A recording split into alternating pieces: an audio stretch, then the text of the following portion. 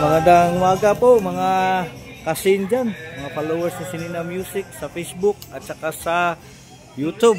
At kahit na din sa TikTok, sa mga Solid Duterte supporters dyan, na mga bago kong followers sa TikTok. Welcome po sa aking video ngayon. Nandito may mga bisita tayo sa bahay ni Tatay. Ayan, galing pa ito sa iba't ibang lugar. Kanina may from Cebu, mayroong from Surigao, from Dinagat. Ngayon may mga bisita na naman na parating dito. So April 12 ngayon, Sabado. Almost 1 month na. Nakalimutan ko yung first day yung dinala si Tatay sa dahig, pero sa palagay ko magwa 1 month na. So hello ma'am, good morning, welcome here. Ito ang bahay ni Tatay Digo ngayon.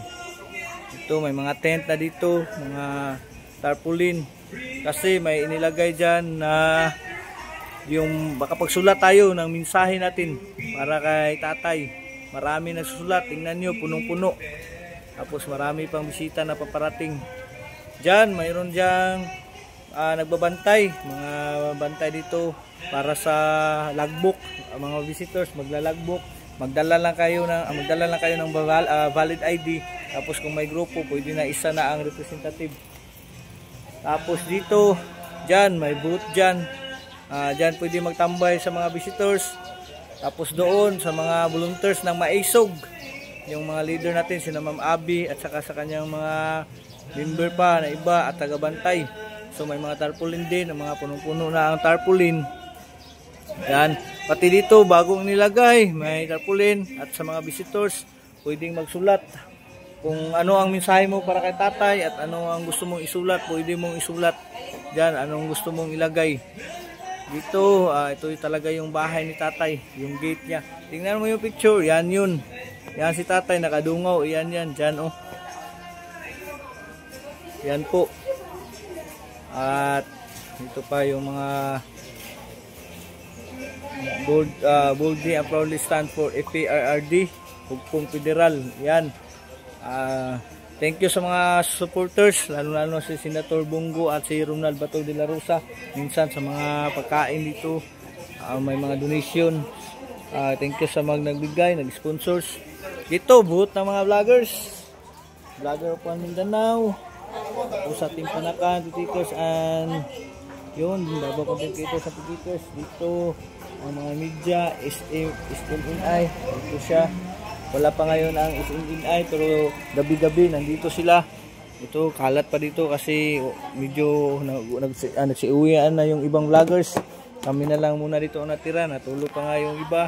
Napagod pa si Master Quiz TV at si Master Impoy Balbuena. Wala tong tulugan.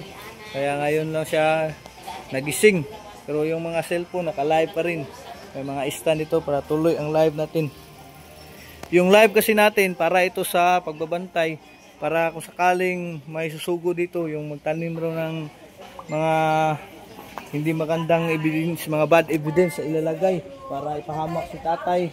Halimbawa, mga illegal na droga, kasi sabi nila drug lord si Tatay, yun yung binabantayan natin. At saka mga illegal na armas, anuhin nila si Kuya. Kasi Tatay baka sabihin nagre-rebuild din na. Hindi, ang mga armas namin dito ay mga cellphone lang.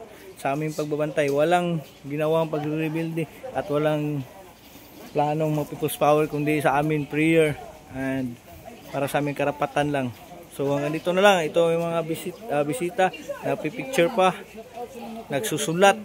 Yan, welcome sa kanila. Maraming salamat. Taga saan to? Taga Gobjen? O Gobjen, Davao Oriental.